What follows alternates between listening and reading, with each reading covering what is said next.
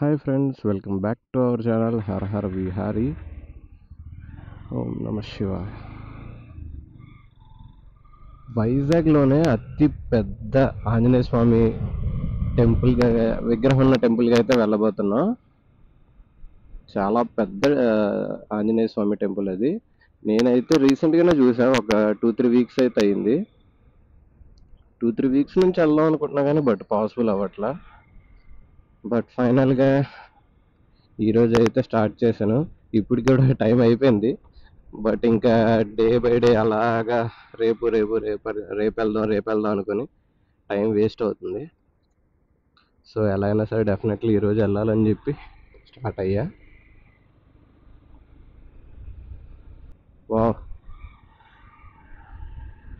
Super ఉంది climate. ఎండ ఉంది కానీ బీచ్ దగ్గర కదా, చాలా కూల్గా చల్లగా గాలి వస్తుంది.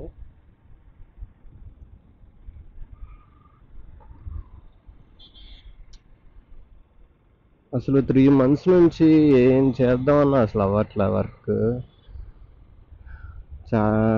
ఒక మంచి డెస్టినేషన్ అయితే ప్లాన్ చేశా కానీ ఎప్పటి నుంచో పోస్ట్ పోన్ అవుతుంది. మీకేంటంటే నేను స్టార్ట్ అయ్యే ఒక 2-3 days బిఫోర్ చెప్దాం అని చెప్పి నేనైతే ఇంకా అలా వెయిట్ చేశా కానీ అసలు అది వర్కౌట్ అవ్వట్లే నాకు. అందుకే నేనైతే అసలు 2 months నుంచి అసలు వ్లాగ్ కూడా చేయాలని ఇంట్రెస్ట్ రావట్లేదు. ఎందుకంటే డిసెంబర్లో అనుకున్నా. యాక్చువల్గా డిసెంబర్ అంటే వింటర్ సీజన్ సూపర్ ఉంటుంది కదా పీక్స్లో. సో ఆ టైంలో వెళ్దాం మంచి హిల్ స్టేషన్స్కి అని చెప్పి చాలా ప్లాన్ చేశా. బట్ వర్కౌట్ అవ్వాలా. సరే ఓకే, మళ్ళీ న్యూ ఇయర్ కదా, సో అది అవ్వలేదు అని చెప్పి నేనైతే ఇంకా ఆంధ్రప్రదేశ్లో తిరిగా. శ్రీశైలం, గుడిస, మారేడుమల్లి, ద్రాక్షారామం అవన్నీ తిరిగా కదా. సో అంటే ఓకే, జనవరిలో వెళ్దాం అనుకున్నా, జనవరిలో అవ్వాల. ఫిబ్రవరిలో వెళ్దాం అనుకున్నా, ఫిబ్రవరిలో కూడా అవ్వాల. ఇంకా మార్చ్ 1st ఎలా అయినా సరే వెళ్ళిపోవాలని చెప్పి ఫిక్స్ అయ్యా. బట్ అస్సలు పాసిబుల్ అవ్వలేదు. ఏం చేస్తాం.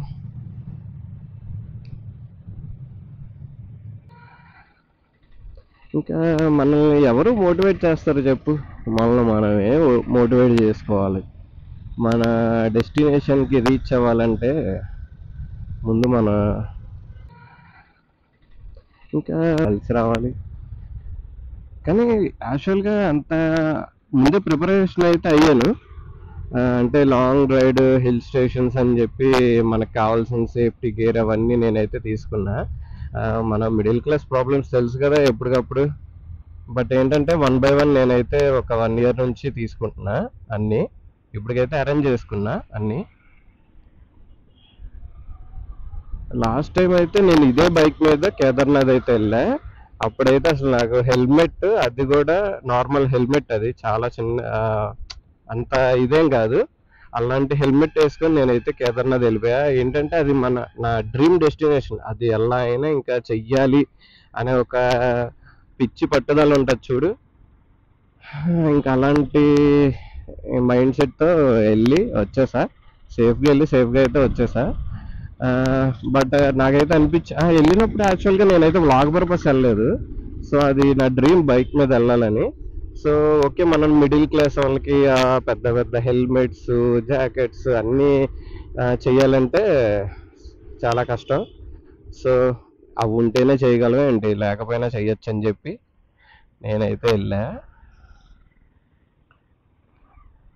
బట్ ఈసారి మాత్రం యాక్చువల్గా అక్కడికి కేదార్నాథ్ వెళ్ళొచ్చిన తర్వాత నాకైతే ఇంకా ట్రావెలింగ్ చేయాలి అని ఇంకా ఎక్కువ ఇదైపోయింది ఇంట్రెస్ట్. నాకైతే ఇంకా ఎక్కువ ఇంట్రెస్ట్ పెరిగిపోయింది, ఎలా అయినా సరే చెయ్యాలి ట్రావెలింగ్ అని. సో అప్పటి నుంచి స్టార్ట్ చేసి 1 by 1 అలాగా సెట్ చేశాను. ఇప్పుడు మనం MVP రోడ్లో, మెయిన్ రోడ్లో ఉన్నాం. ఇక్కడ నుంచి స్ట్రైట్గా వెళ్తే ఇసుక తోట వచ్చింది. సో సేఫ్టీ గేర్ అన్నీ అయితే తీసుకున్నా. కాకపోతే అసలు ఏంటో ఏమనుకున్నా సరే అస్సలు అవ్వట్లా, అన్నీ బ్రేక్ పడిపోతుంది. అండ్ మమ్మీకి కూడా ఒక 2 days నుంచి ఫీవర్ బాగా, మమ్మీకి కూడా. సో మైండ్ అంతా చాలా డిస్టర్బ్గా ఉంది. సో ఇన్ని రన్ అవుతున్నాయి మైండ్లో. సో నేను అందుకే ఇంకా 2 మంత్స్ నుంచి అసలు లాగ్ అయ్యే అసలు ఎక్కడ ట్రిప్ లేదు, ఏం లేదు, ఎక్కడికి వెళ్ళట్లా. ఉన్న వీడియోస్ ఎడిట్ చేద్దాం అనుకొని ఇంకా అలా చేసి వదిలేసా కానీ బట్ ఆ వీడియోస్ అయినా సరే నాకు ఎడిట్ చేయడానికి ఇంట్రెస్ట్ రావట్లేదు. అంత చాలా ఇరిటేట్గా మైండ్ అంతా డిస్టర్బ్ అయిపోయి ఉంది. ఇప్పుడు ఇసుక తోట సిగ్నల్ దగ్గరికి అయితే వచ్చేసాం. ఇక్కడ నుంచి మనం రైట్ సైడ్ యూటర్న్ తీసుకొని కూడా వెళ్ళొచ్చు. బట్ అట్టా ఇటా ఇటు వెళ్దాం, రైటే తీసుకుందాం. జస్ట్ నాకు తెలిసి ఇక్కడ నుంచి ఒక 5 to 10 minutes ఉండిద్ది అంతే, పెద్ద డిస్టెన్స్ ఏం కాదు. బట్ చాలా బాగుండిద్ది వ్యూ మాత్రం.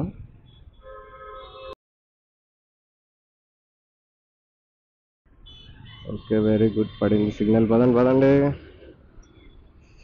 స్టార్టింగ్లో ఉన్న వాళ్ళు ఏంటో ఆలోచిస్తారు సిగ్నల్ పడగానే వెళ్ళడానికి.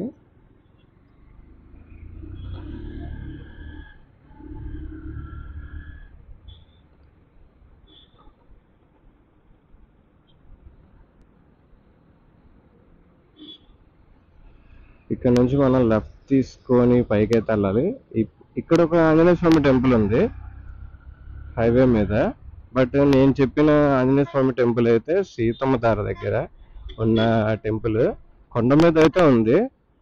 నేను చూసి ఒక 2-3 weeks అయింది. సో అప్పటి నుంచి వెళ్దాం అనుకున్నా కానీ but possible అవ్వాల.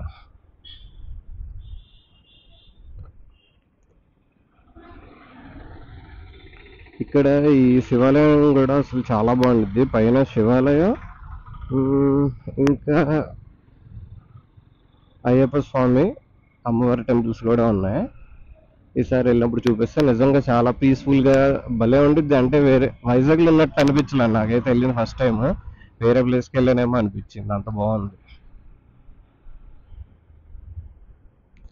Next time definitely వెళ్దాం. నిజానికి ఇప్పుడు టైం అయితే 11:30 అయిపోయింది. ఈ టైంలో గుడికి వెళ్తున్నాం మనం. ఎంతైనా మరి ఆ మాత్రం ఉంటావులే,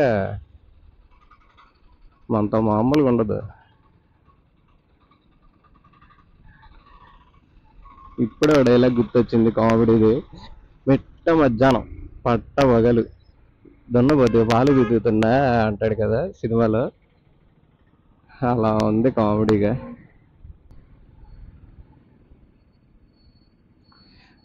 అరే నాయన,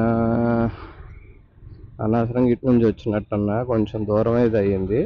విప్రో సత్యం జంక్షన్కి వెళ్ళిపోయి అటు నుంచి రావాల్సింది. ఈ సందంతా ఫుల్ ట్రాఫిక్. అసలు ఈ టైంలో కూడా ట్రాఫిక్ ఉంటుందని ఎక్స్పెక్ట్ చేయలే నేనైతే. ఖాళీగా ఉంటుంది అనుకున్నా. సిగ్నల్.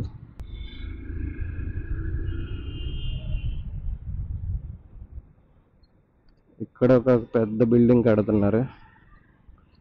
అండ్ మనమైతే దగ్గరికి వచ్చేసాం. స్ట్రైట్గా వెళ్ళి ఎటు తిరగాలంటే నాకు తెలీదు. మనం గూగుల్ దాన్ని అడుగుదాం.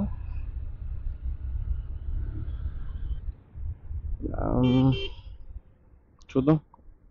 కొంచెం ఆ రోడ్ దగ్గరికి వెళ్ళి గూగుల్ దాన్ని అడిగితే అప్పుడు ఏ సందులో దూరాలో తెలిసిద్ది మనకి. బా బుర్రబాడు, ఒక్క సెకండ్ ఫోన్ స్విచ్ ఆఫ్ అయిపోయింది అనుకున్నా. ఛార్జింగ్ లేదు, 17% ఉంది ఇందాక చూసినప్పుడు. సో ఇంక ఇవన్నీ చూసుకుంటే మనకి లేట్ అయిపోద్ది అని చెప్పి స్టార్ట్ అయిపోయాను నేనైతే.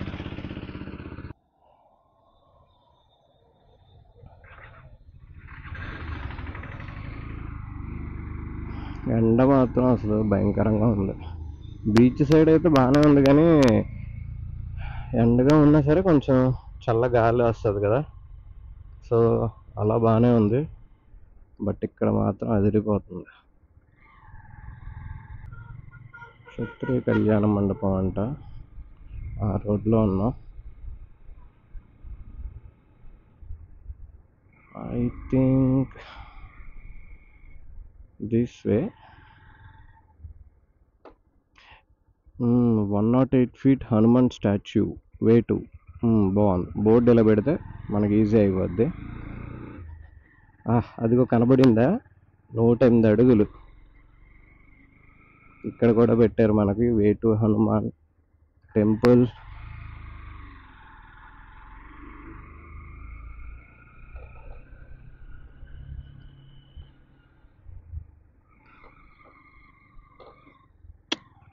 వా, సూపర్ ఉంది అసలు.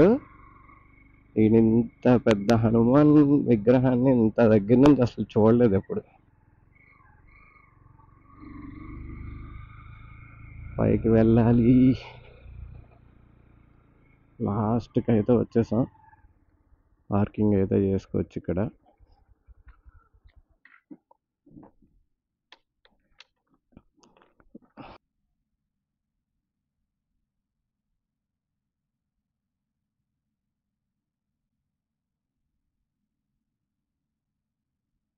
మన టైం అయితే బాగున్నట్టుంది.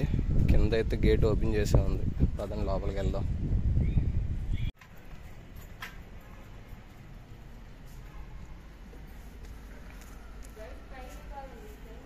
పైకి అయితే వచ్చేసాం. కాకపోతే లేట్గా వచ్చాం కదా, టెంపుల్ క్లోజ్ చేసి ఉంది. ఇదిగోండి నేను చెప్పిన ఆంజనేయ స్వామి విగ్రహం. 108 అడుగులు. బాగా కాళ్ళు కాలిపోతున్నాయి.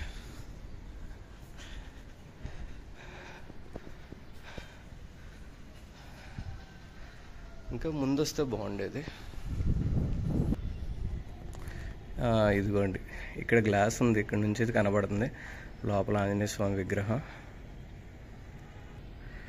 జై శ్రీరామ్, జై హనుమాన్. మొత్తానికి ఈరోజైతే నేను దర్శనం చేసుకున్నా. అసలు మొత్తం వైజాగ్ అంతా కనబడిపోతుంది ఇక్కడ నుంచి. ఇక్కడ నుంచి నిజంగా ఆంజనేయ స్వామి నేనున్నా అన్నట్టుంది విగ్రహం.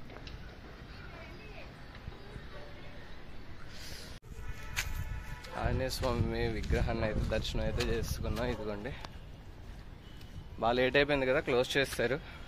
బట్ ఓకే, ఈసారి ఎర్లీగా వద్దాం. నిజంగా ఇంకా దగ్గర నుంచి చూడడానికి చాలా బాగుంది.